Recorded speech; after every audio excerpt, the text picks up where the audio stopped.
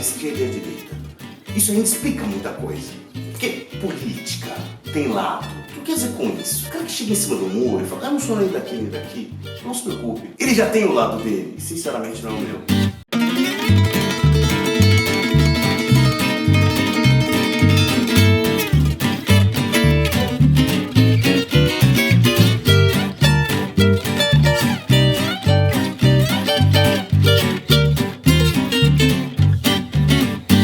Salve pessoal, tudo bem? Estamos aqui no estúdio elaborado, conhecido também como Castelo, que é a minha casa. Hoje a gente vai falar de um tema de filosofia política que muito me interessa, que é a ideia de ideologia. No fundo isso é um começo estratégico, para mim também, porque é um termo que eu uso diversas vezes ao longo da minha vida e que eu acho que explica muito no que diz respeito à ideia de ciências humanas. Talvez eu acho que seja o tema mais importante das ciências humanas e eu vou tentar provar em uns movimentos aqui por que isso acontece. A palavra ideologia é uma palavra tensa. Por quê? Vamos começar com Terry Eagleton. Terry Eagleton, que é um grande crítico de arte, principalmente de literatura, ele acaba colocando que ela tem duas dimensões. Uma dimensão que está ligada mais assim, por dizer, à epistemologia, a teoria do conhecimento, e uma dimensão mais ligada aos usos sociais. Mas isso ainda é um pouco estranho, porque como assim a epistemologia e aos usos sociais? De maneira mais aberta, o Norberto Bobbio, no dicionário de política que ele tem, ele explica isso e de maneira bem didática e acho que funciona. Existe um sentido forte e um sentido fraco da utilização da palavra ideologia. Como é que funciona isso? É assim, a ideia de ideologia no seu sentido forte é aquele que está mais ligado ao conhecimento, é a ideia de falsa consciência, é a ideia de uma falsa percepção do real. A gente já volta nisso. E a ideia de ideologia no seu sentido fraco significa dizer que, de certa maneira, ela é utilizada de maneira mais solta. E como é que é essa utilização? É aquela cotidiana, que você vê no jornal, que você vê na boca do povo, que você vê as pessoas utilizando, que é no sentido de ideário, ou no sentido de conjunto de ideias. Então, por exemplo, vamos pegar essa parte aí da ideologia no seu sentido fraco. As ideologias tradicionais eram ligadas ao fenômeno tradicional, ao fenômeno estatal, que era, por exemplo, assim, o anarquismo, diziam alguns que era uma ideologia, o fascismo, o nazismo, que é um fenômeno autoritário, mas com características muito particulares, o comunismo, que vai se propor uma não ideologia, e obviamente o liberalismo. Quando você chega no fenômeno mais moderno, a ideologia ela modifica, ela não tem mais tanto a ver com o fenômeno estatal, por motivos também precisos, e ela vira a questão do multiculturalismo. O feminismo tem grande conjunto de ideias muito próprias, a questão do ecologismo, por assim dizer, do ambientalismo, melhor dizendo, também tem conjunto de ideias muito próprias, que já não estão ligadas ao fenômeno estatal, mas tem conjunto de ideias próprias a reger seus próprios estatutos. No século XX, devido à Guerra Fria, uma série de coisas, a gente teve uma grande anteposição, que seria o comunismo versus o tal do capitalismo. O sistema liberal, vamos pensar assim. E quando teve a queda do Muro de Berlim, muito se pensou que seria o grau zero da ideologia. Afinal de contas, se as grandes ideologias estatais tinham caído abaixo, numa lógica que talvez o liberalismo tivesse vencido, qualquer coisa que o valha, então o que significaria é que utilizar essas medidas para explicar a esquerda ou a direita talvez não fizesse mais sentido. O mais interessante disso é que passam os anos, e a gente começa a perceber que não é bem assim, que ainda é muito claro um fenômeno de esquerda, um fenômeno de direita, e que, portanto, as ideologias ainda explicam parte de uma certa maneira de interpretar o mundo. De outro lado, o que significa bem essa ideia de falsa consciência? A gente vai ter que entrar um pouco de história de conceito, né?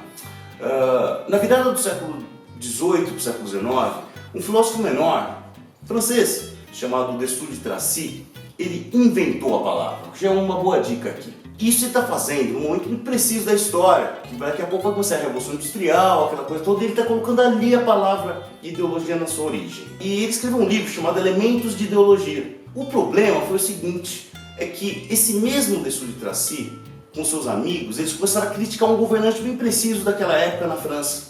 E esse governante não gostou nem um pouco de ter sido criticado. Esse governante não era nada mais, nada menos que Napoleão Bonaparte.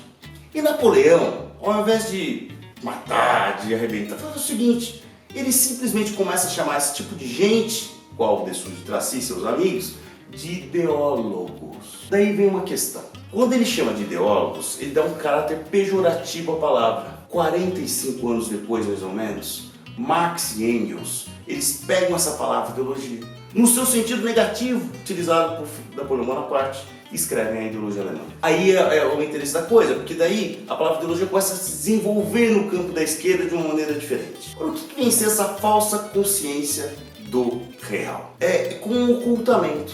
É um ocultamento muito estranho, porque a gente pensa que o mundo é, de certa forma, por uma modalidade de discurso que se impõe a nós. Mas o mundo pode bem ser de outra forma. E isso atrapalha a nossa maneira de enxergar as coisas. E eles percebem que isso acontece muitas vezes. Bom, a ideologia na tradição marxiana e também na tradição mais abrangente de esquerda vai ganhando corpo. E muitos outros autores vão pensar a ideologia ao longo do final do século XIX, do século XX inteiro. Mas ali a questão se coloca da seguinte maneira. Ela tem algumas características interessantes. A primeira é que ela oculta a desigualdade. Como assim oculta a desigualdade? Uma certa impressão de que se todos nós temos os mesmos direitos garantidos em lei. Os direitos do homem, como todos nós temos esses direitos. Aparentemente, então, essa igualdade jurídica, ela nos tornaria todos, então, muito parceiros, porque todos nós somos iguais. Mas ela esconde a desigualdade real das pessoas no dia a dia. Por exemplo, todos nós somos cidadãos e brasileiros, mas a gente começa a perceber que a cidadania brasileira nada nos garante. Que na verdade o que acontece é que existem cidadãos talvez de uma primeira ordem, e de uma segunda, de uma terceira, que é muito mais complexo do que isso. Mas dizer que todos somos iguais perante a lei já é meio que quase que suficiente para afastar o problema da desigualdade. A tal da lei que fala que somos iguais oculta alguma coisa por trás disso. Outro problema é que ela é universalizante. É um tipo de discurso que tenta fazer de alguma maneira com que todos nós estivéssemos no mesmo barco. Então não é apenas que somos iguais, estamos todos no mesmo barco. Então o que opera para uma certa pessoa, um certo tipo de pessoa, operaria para uma outra também. Eu vou dar um exemplo disso agora. A questão do nacionalismo. O nacionalismo é um fenômeno também histórico preciso, do século XIX e tal. Mas quando a gente tem um discurso que todos nós somos brasileiros, e algumas pessoas, por exemplo, naquele evento da Copa, vão contra uma coisa que todo mundo deveria fazer, torcer pelo Brasil, por exemplo, tal. A impressão é que esses caras que não torcem pelo seu próprio país são loucos. Afinal de contas, o que está acontecendo? Se todo mundo é brasileiro, a gente tá no mesmo barco juntos nessa história. Mas peraí, esse discurso universalizante é problemático. Não está acontecendo a mesma coisa com uma pessoa que habita um certo bairro de São Paulo, supondo Jardins, e uma pessoa do sertão do Nordeste brasileiro. Não está acontecendo a mesma história na Brasilândia que está acontecendo, sei lá, na Amazônia. O país é mais complexo do que isso, mas todo mundo deveria estar no mesmo barco. Não estou falando apenas de geografia não, estou falando também de questão de classe. As pessoas têm interesses divergentes, mas com uma aparência que todos devem ter os mesmos interesses, que estamos unidos em alguma coisa. Então, universalizando certo discurso, a impressão que se tem é que então todos estamos ali como brasileiros. Outra característica é que a ideologia leva à inércia social, pois todos somos iguais, todos estamos no mesmo barco, por exemplo, como essa questão de universalização. Ora, então leva à inércia social. Para que mexer nas coisas? Todo mundo já é igual, todo mundo está junto. Para que mexer? Então a ideologia, ela sempre é, de certa maneira, não uma maneira de apaziguar, mas de pacificar. E não ter outras maneiras de se envolver com os problemas. Então ela também tem uma característica de não tentar mexer nas coisas. E a ideologia, então, ela tem uma característica precisa também, que é a seguinte. Não existe exatamente o que a gente vai chamar, se a gente pegar a lógica do pessoal da doutrina de esquerda, né? Não existe o que a gente pode chamar de uma ideologia dos pobres. Muita gente fala assim, ideologia de rico, ideologia de pobre. Isso não faz o menor sentido.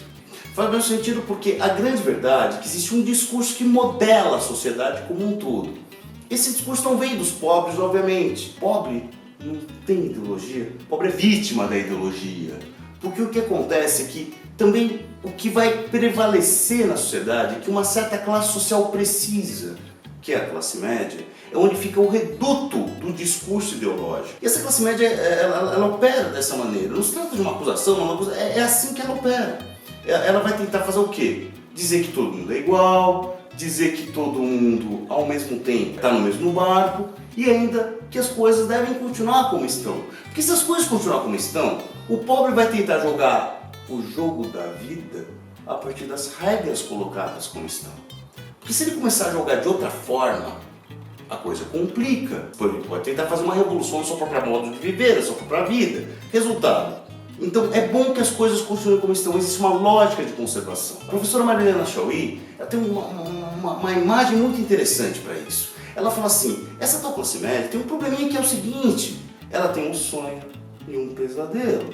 Ela é o reduto do discurso ideológico, porque o sonho dela é um dia virar classe capitalista, o que ela nunca vai conseguir ser. E por outro lado, ela tem um pesadelo, que consiste no quê? Se proletarizar.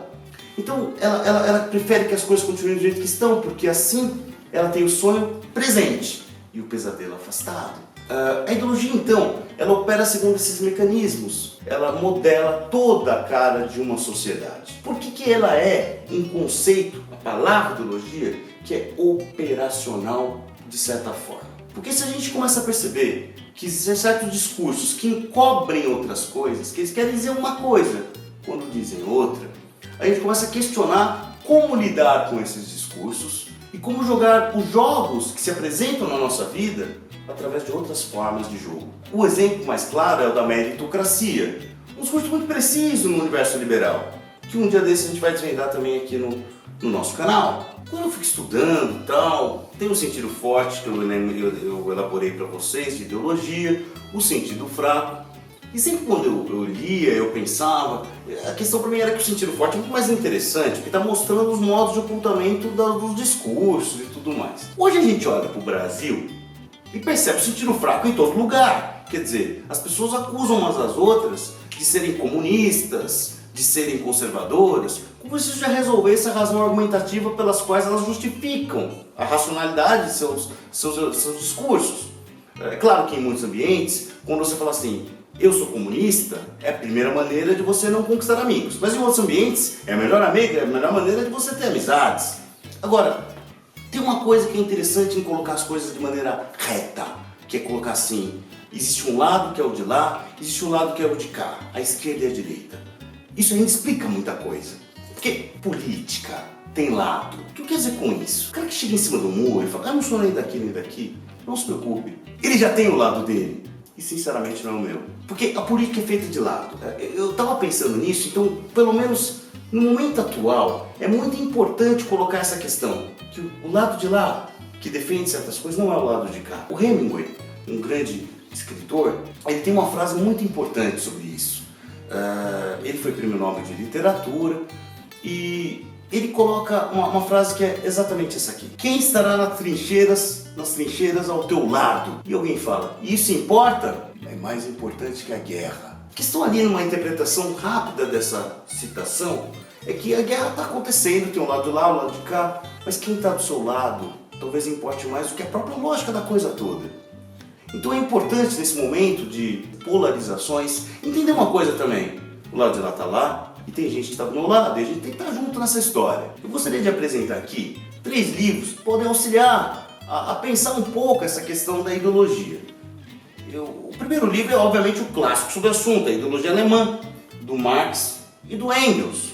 É um catatal nessa versão da Boitempo, nessa tradução da Boitempo. Mas é excelente, tem vários comentários e tal, e é o clássico máximo sobre o assunto. O segundo livro que eu quero apresentar é do Leandro Konder, chama A Questão da Ideologia.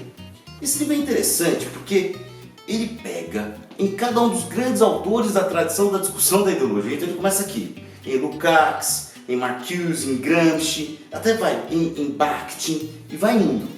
E depois ele ainda pega uma parte 2 e fala temas da ideologia. Então, ideologia e arte, ideologia e ética, e vai vindo. Então é muito interessante, é muito didático, explica muita coisa. É um livro muito legal. Olha o livro quente sobre o assunto. Esse aqui. Ele foi o mapa da ideologia. Ele foi organizado por um filósofo esloveno chamado Zizek, que a gente vai voltar a falar desse tal de filósofo esloveno algumas vezes. E esse mapa da ideologia, ele não tem comentários sobre os grandes autores. São os grandes autores recortados em artigos, em ensaios, em palestras. E ele coloca aqui, por exemplo, o estádio do espelho como formador da função do eu, do Lacan. E mostra como é que isso da ideologia está presente. Então é muito louco, porque é muito interessante como a gente vê a ideologia operando exatamente. Né? É o livro quente do assunto. Então eu tenho essas recomendações de leitura para vocês. Esse é o canal Conexões.